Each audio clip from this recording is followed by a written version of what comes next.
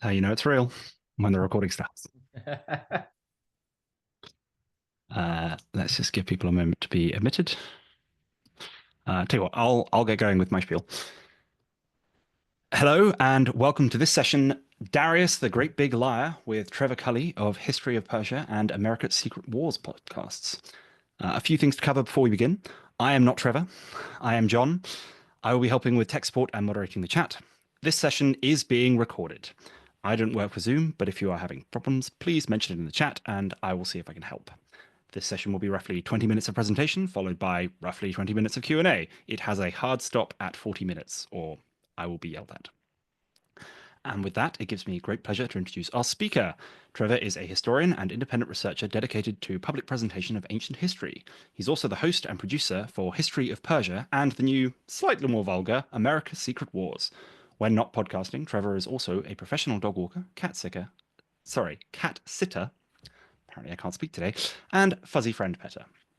History of Persia is a podcast dedicated to the history of Persia, surprise, surprise, and the great empires that ruled there, beginning with the Achaemenid Empire of Cyrus the Great and the foundation of an imperial legacy that directly impacted ancient civilizations from Rome to China, and everywhere in between. He likes pierogi dumplings. Ladies, gentlemen, and other delightful people, Trevor Cully. Hello, everyone. As said, I am Trevor Cully, the host of History of Persia and America's Secret Wars.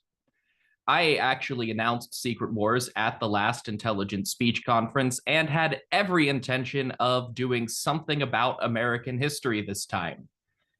Then they announced the theme was deception, and that plan went out the window because ancient Persian history includes what might just be the greatest lie ever told, or at least the most successful. The official story of Darius the Great's rise to power. If you are not one of my regular listeners, you probably know Darius best from his role in the Battle of Marathon in Greece around 490 BC.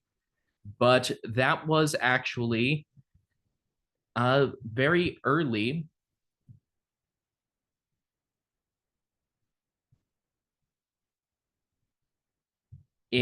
or very late in his reign.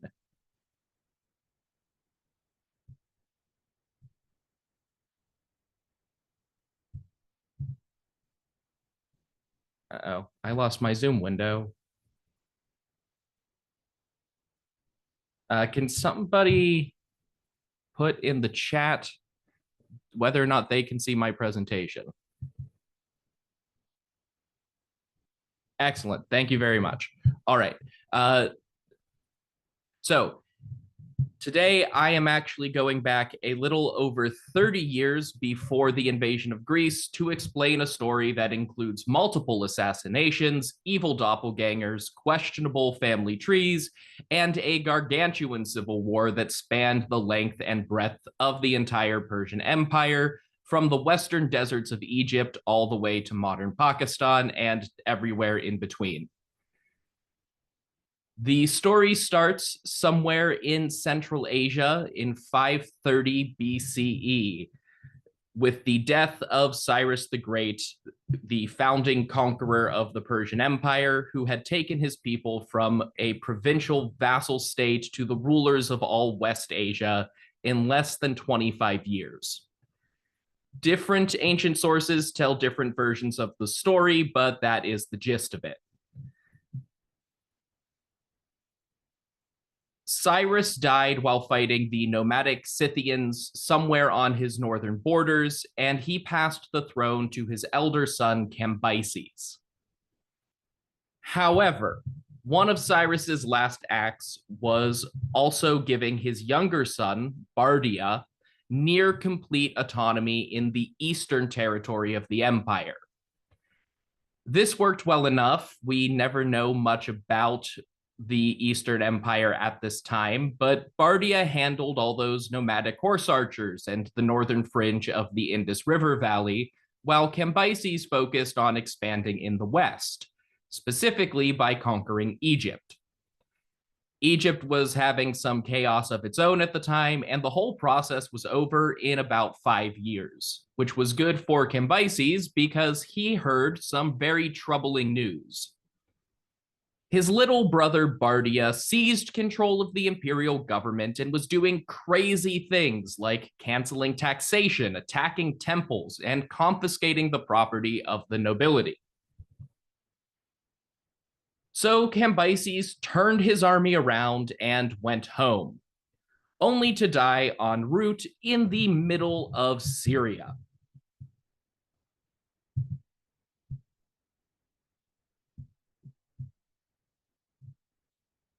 The official Persian record of these events is a giant inscription on a mountain called Bisotun, which says that Cambyses, quote, died his own death. Some modern readers interpret this as a thinly veiled assassination, but most of the ancient sources seem to take it as an accident or natural causes. And that seems more likely just because it's probably a nuance of the language we don't understand. That left Cambyses' remaining supporters in a bind, though. With Cambyses dead, Bardia officially declared himself king as his brother's rightful heir, except the nobility hated Bardia. So 6 of the nobles got to work scheming. One of these 6, a guy named Gobryas, also looped in his son-in-law named Darius. Young Darius was a member of Cambyses' personal guard and came from an important noble family called the Achaemenids, distantly related to Cyrus the Great's lineage, supposedly. Darius's father and grandfather were both still alive, but on the far side of the empire, and Darius was in that sweet spot of old enough to be a competent leader, but young enough to listen to his elders. They got in touch with some of their friends still living in Bardia's court and came up with a plan to infiltrate a fortress called Sika-Yovaltish near modern Nahaband in Iran. They slipped in, and according to the more detailed Greek accounts, the 7 noble hitmen bluffed their way past a couple of courtiers before storming Bardia's bedroom and killing the reigning king of the Persian Empire. Like everyone else, the Greeks tell a couple different versions of what came next, but ultimately Darius was chosen to be king. He then commissioned the Bisotun Inscription to explain this situation to his subjects, and he had copies distributed far and wide. You see, unbeknownst to anybody at all, Bardia had actually been dead for years, and Cambyses murdered his own brother and deployed a scheming magi, a Persian priest who looked like Bardia, to pretend he was the crown prince. This magi was named Gomada, and he had been the one who really stole Cambyses' throne. Very sadly, Darius was the only willing and healthy royal relative left, and thus the proper heir to the empire. Darius even helpfully provides his own genealogy to show that Cambyses and Bardia were his 3rd cousins, and that both of their families descended from Achaemenids, who founded Darius's family name, the Achaemenids. Then this is where the internal logic of the inscription really stumbles. The chaotic transfer of power and Darius's tenuous connection to the royal family was a great opportunity for rebellion. The Bisotun inscription at least includes references to 15 revolts and rebel leaders. And the Greek Herodotus actually describes a 16th not included in that official list. Of those 16, only 12 are described in detail at Bisotun, and Darius declares each and every rebel leader a liar, apparently suggesting they all assumed false identities, just like Gomada. Depending on how you read it, you could see this as most of them lying about being king because Darius was the real king, but several of them are explicitly identified with quote unquote real names. For example, Vahyasdata, who led the Persian home province in a rebellion against Darius, declared himself to be the real Bardia. The 12 revolts mentioned at Behistun were put down over the course of 522 to 519 BC, while several of them are not described in detail, which might have lasted until more like 515 or even 510. It was a very chaotic start to Darius's reign. It's a story that sounds unbelievable, and yet it's not contested at all by ancient sources. Usually, when a government official proclaims this kind of incredible story, somebody else records a more believable alternative. The Greco-Roman historians Herodotus, Ctesias, Xenophon, and Pompeius Trogus span time from a generation after Darius's life to almost 500 years later, and each of those four had their own distinct sources for Persian history. Yet all four of them tell stories that closely reflect the Behistun inscription with more or less embellishment. Then you have us modern historians, who universally believe that Darius was a liar. The whole thing is too unrealistic to be believable in the first place. But when it's the only story going around, it's the only one that gets recorded. The trick is modern researchers can take the entire corpus of information that has survived from ancient Persia and compare it in a way that nobody would have been able to at the time. When we do that, some suspicious flaws become obvious in Darius's version of events. There's also the small issue of applying even a tiny bit of logic to the whole "the prince was replaced by an evil magician" idea. As a start, if we follow Herodotus, then Bardia actually went with Cambyses to Egypt, hinted at rebellion there, and was assassinated for it. Only then was Gomata brought in to replace him. That timeline doesn't even work, and there's not enough room for everyone to get between locations. So Darius's original chronology, where Bardia was murdered before Cambyses left, is more realistic, but still fantastical. Even then, we are being asked to believe that nobody in the royal court noticed or acted on the fact that the crown prince had been replaced by a priest for almost 7 years. This works well enough for the general public, most servants, and even noble visitors. It was the 6th century BC. It's not like they had pictures. But Darius wants us to believe that nobody reacted, including people like Bardia's wife, daughter, sisters, lifelong friends, personal bodyguards, and servants. He does say that Gomata killed many people who knew the real Bardia, but we also know quite a lot of them were still alive later.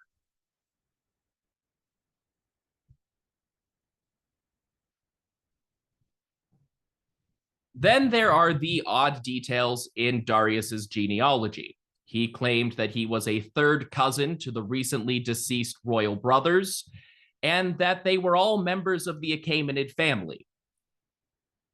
The ancient sources that describe Cyrus the Great and his sons as Achaemenids are mostly Greek, which also draw on Behistun, and a couple of very small inscriptions at Cyrus's palace at Pasargadae, written in Old Persian cuneiform, which simply say, "I am Cyrus the king, an Achaemenid."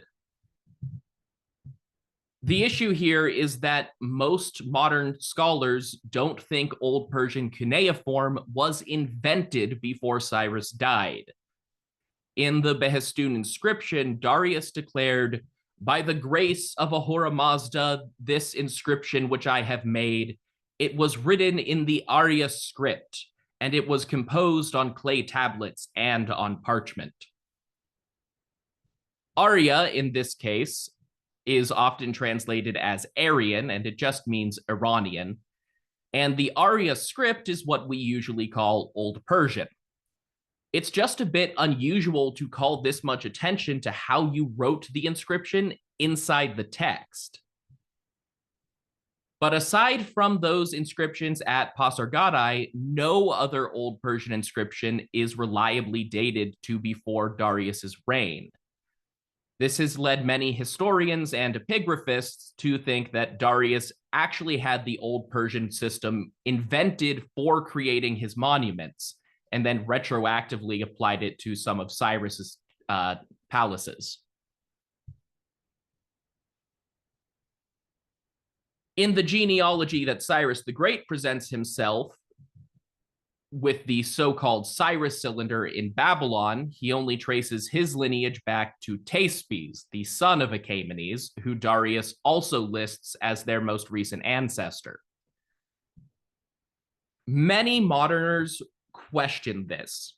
If the family name was Achaemenid, then why didn't Cyrus include another generation? A lot of modern historians think Darius wedged Thaspes into his own family tree and was lying about being related to Cyrus and his children at all. I personally remain skeptical of that claim. We don't know enough about Persian clan names and family structure to understand who was supposed to identify with which ancestor. Thaspes was also the first member of the family to rule over the Elamite city of Anshan, which would be much more important to Cyrus's Babylonian audience than some old Persian chieftain who they had never heard of. Either way, Darius's claim to legitimacy here is very weak. If he was lying about being related, he didn't do a good job. If he wasn't lying about that, he almost certainly was lying about being the most legitimate heir. As a third cousin, it is an incredible stretch of logic to believe that a royal family didn't have any living male lineage relatives more closely related than Darius and his immediate ancestors. That would mean that any and all of Cyrus the Great's brothers, uncles, and great-uncles did not have male descendants, and that every single man in Darius's branch going back 3 generations was an eldest son, or at least the eldest with male heirs. It is technically possible, but it is extremely unlikely. More realistically, Darius was the closest male relative in on the conspiracy to assassinate Bardia, or Gomata, if you want to take it that way. It's all made even less believable by Darius's insistence throughout the inscription that everyone who opposed him was also lying about their identity in some way. Like I said before, it could be a way of saying they weren't legitimate because Darius was the only true king. Ultimately, the whole inscription is just propaganda to justify an assassination and a coup to make Darius the ruler after a grueling civil war. And that brings me to the last element of Darius's deception, his religious angle. The Bisotun Inscription was the first time that a Persian king invoked the Zoroastrian god Ahura Mazda in a monument. Until the 1970s, this was frequently used as evidence that Darius undertook some sort of religious reformation and converted his entire empire to Zoroastrianism. This partially framed the Behistun revolts as a war of religion. But that way of looking at things has largely fallen by the wayside. There aren't any earlier inscriptions about Ahura Mazda because there aren't any earlier Iranian inscriptions at all.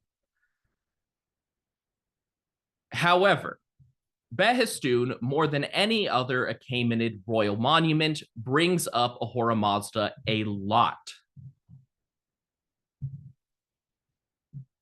Darius was clearly trying to claim a sort of divine right to rule here, and that's also why he is so insistent that all of his opponents are liars. The old Persian word for I lie is adarugia. A lie itself is droga.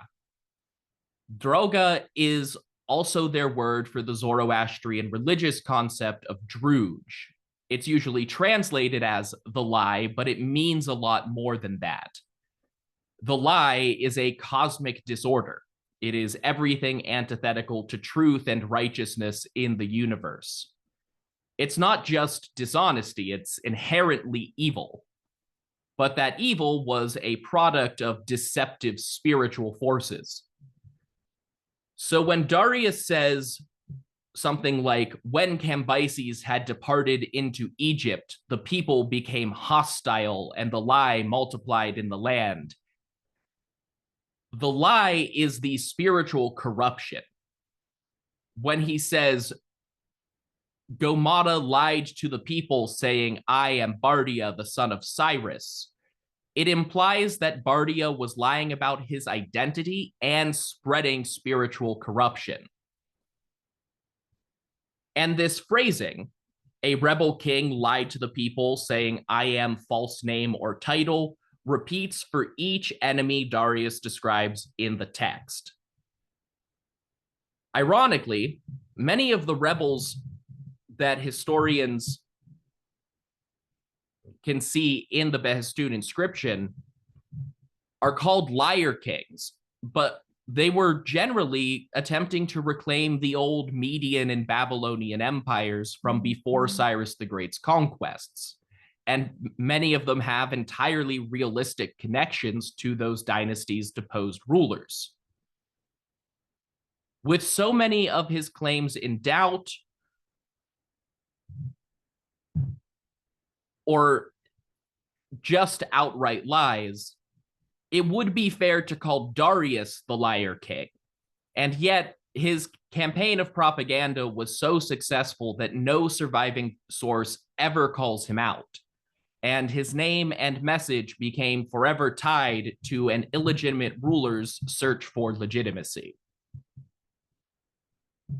A few generations later, a younger prince named Ochus declared himself Darius II and fought two of his elder brothers for power. He even republished the Behistun inscription for his own time period. And the final king of the Persian Empire came to the throne as a distant cousin of the royal family after a series of assassinations. And he was Darius III. Yet, they were all Achaemenids. Darius's lie was so effective that it not only wasn't debated, it was embraced and became the only story for a couple thousand years. Thank you very much, everybody. I think we can switch over to the Q&A portion now. Wow, yeah, thank you very much. That was really interesting. Cool. So we've got a couple of questions in the chat already from David Montgomery. David's first question: what would be the tell on your podcast if you had been murdered and replaced by an evil magi? If I had been murdered by an evil magi, well, it would probably be a change in all of the weird idiosyncrasies in the way I talk. Maybe fewer smash cuts between different takes in the audio. Yeah, it's the little things that make us stand out from the AI. Second question, also from David. Do the Persians have any suggestions for defeating Draugr, this cosmic lie? Asking for a friend's country, apparently. Yes, they had Arta or Asha, the cosmic truth. Um, and the way that you did that was by following the tenets of Zoroastrianism. Um, though, if you start digging into that, you might find that it's harder to figure out what exactly those were, depending on who you ask. So, no easy answers, I'm afraid. Fair. Question from Martin Evans says that was really interesting. Thank you. Elio asks, are there any good AI generated images of places like Persepolis? There really are not. It's AI images seem to struggle quite a lot with ancient history. I think in part because either they're working off of older artists' renderings of it in illustrations that are based on misconceptions or pop culture in some way, or they're working off of stone reliefs and photographs of monuments that AI doesn't process very well. There are some great full color recreations of Persepolis that were associated with the Getty Pavilion in Los Angeles, but I don't know if they're still up online. Though I will say regarding AI that something it really struggles with dealing with ancient history is chariots. There's surprisingly few pieces of art out there depicting chariot battles in the Achaemenid period or later in the Hellenistic period. And I have tried to use AI to get something like that, and it tends to replace people's legs with wheels or literally put the cart before the horse. Hey, maybe I know something we don't. Next question from Greg Gassman. This may be a difficult one, but what are the tenets of Zoroastrianism? Don't worry, I think he wasn't entirely serious in that question, Yeah. by which I mean he was kidding. Greg, please don't do this to me. We'll be here for another 45 minutes. But I can give the very basics of the threefold path of Zoroastrianism, which is to have good thoughts, speak good words, and do good deeds. And that is kind of the foundational ethos and mantra that ties it all together. Sounds like quite nice words to live by. Alan asks, how far is the lack of opposing views down to a lack of sources for the period generally? It's really not. In part because we have a number of other historians who I didn't list who also describe these events. They just seem to be referencing either the same or similar information to Herodotus, Pompeius, Xenophon, and Ctesias.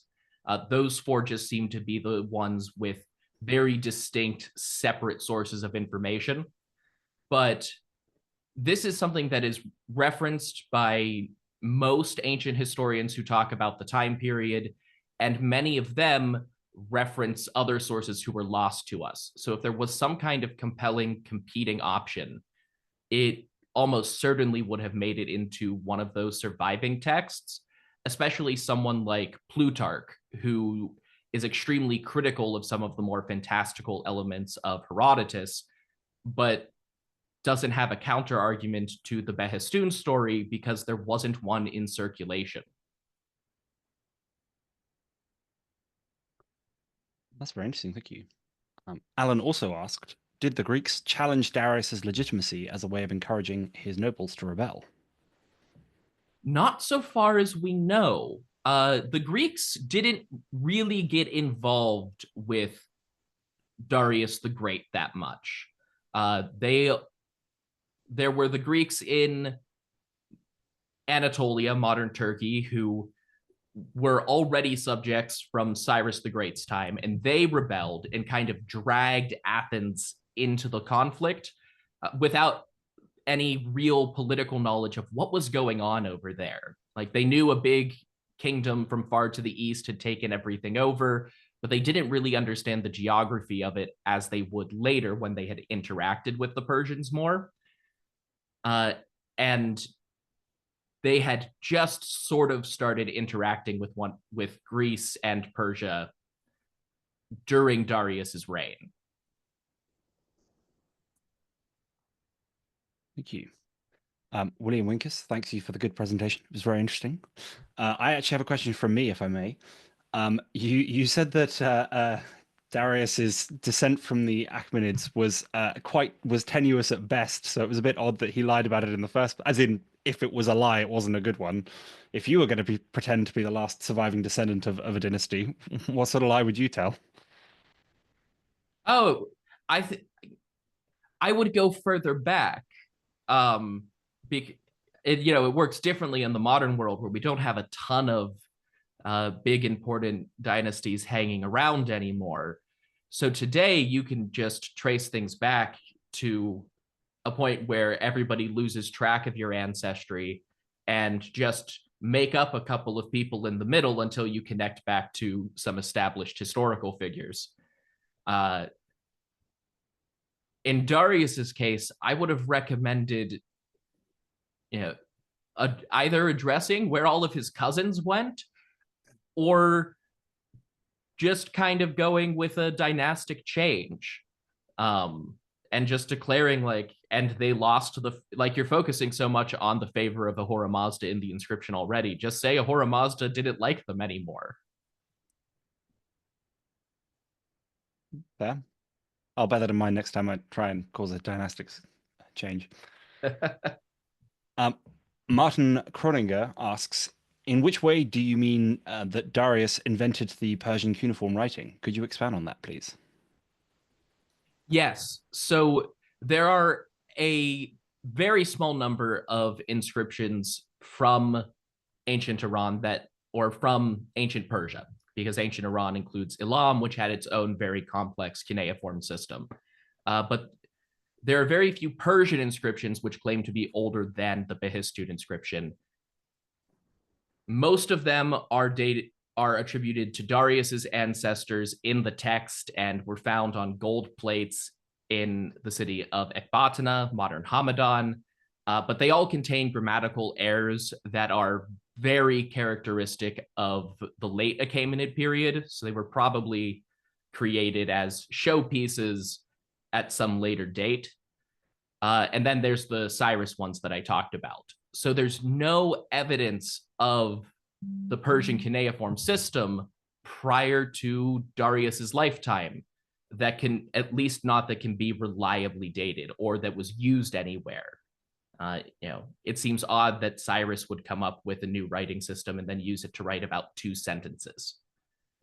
So the thought among a lot of historians and scholars of writing is that Darius commissioned his scribes to create a simple, easy to learn pseudo-alphabetic script that would match the style of the existing cuneiform languages around them and bring Persian up to the prestige and social class of some of the neighboring cultures.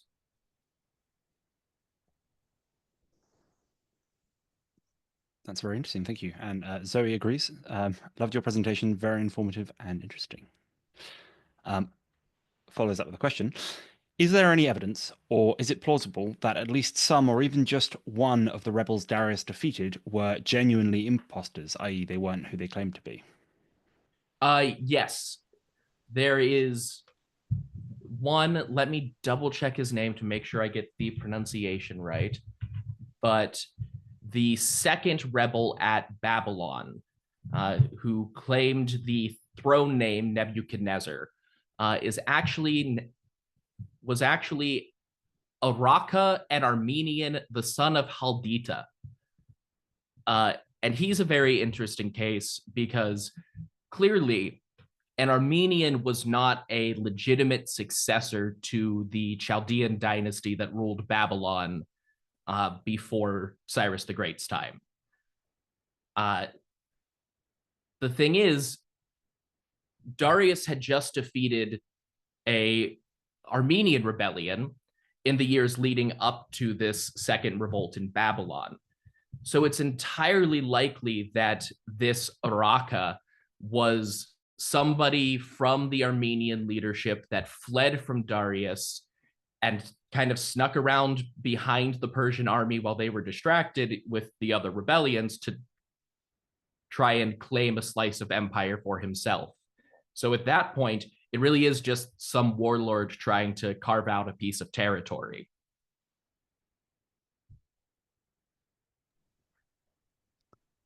Thank you very much. This one's from me. You mentioned that that there was this kind of religious prescription of lying, which I suppose isn't that, you know, uncommon. Ben was talking in the opening notes about the Abrahamic religion concept of bearing false witness.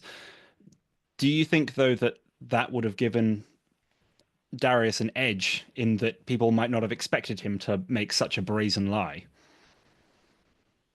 It certainly could be part of it, especially because he is framing everything in that religious context.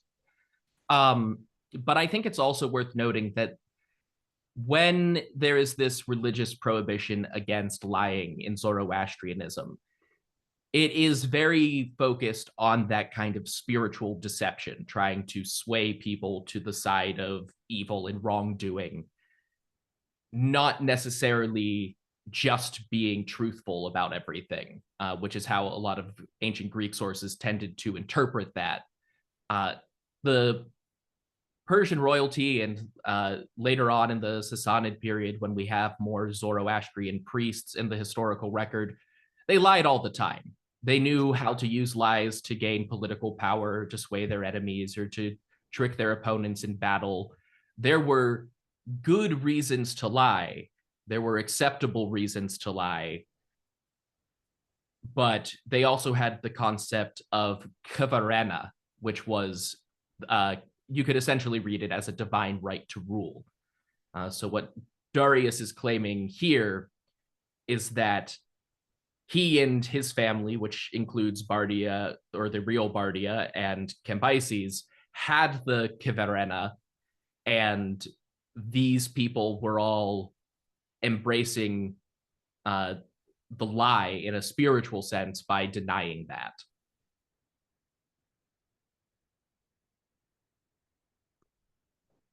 Oh yeah, that's a pretty huge a pretty huge lie. Yeah. Thank you very Like I much. said with Greg, I can get into as much Zoroastrianism as people want, but it is a really complex topic to come at from different random angles. Absolutely. We're nearly out of time, but there may be room for one more. Elio asks, could you speak more about the hose of lies one gets taken to in the Zoroastrian religion? This was interesting in your podcast. Yeah, I think it is a type, at least a typo or a misspeak on my part, for the House of Lies. It is, roughly speaking, the Zoroastrian equivalent to hell. It is where, when you are judged at the time of your death, people who committed more evil or accepted more lies in their lifetime are taken for their afterlife. And in Zoroastrian apocalyptic literature, it is not a fiery place inherently, but is a place that will be cleansed with fire during the end times. So it's kind of a holding cell, if you will, for people who sinned too much in life. Thank you very much. Sorry, that was actually supposed to be house, by the way. So I apologize for weakening for saying it wrong. But thank you very much, Trevor. Thank you very much to our audience. Trevor, if you have any closing remarks. Yeah, just I will be back for presentations throughout the day. So I hope to continue seeing people at the Call My Bluff and the pen names panel and the religion panel. I will be around. Thank you very much. Thank you. Have a lovely day, everybody. See you all at more of the sessions. Bye. Of course.